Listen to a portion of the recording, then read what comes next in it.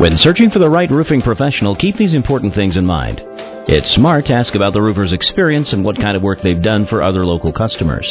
Also, always inquire about the kind of insurance protection the roofer holds and what kind of warranty comes with their work.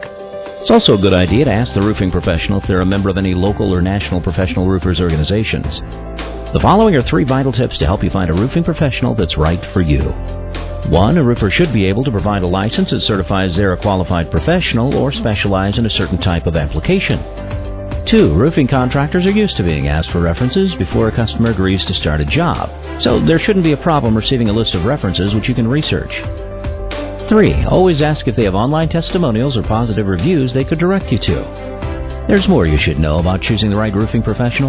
The information we provide will save you time and money.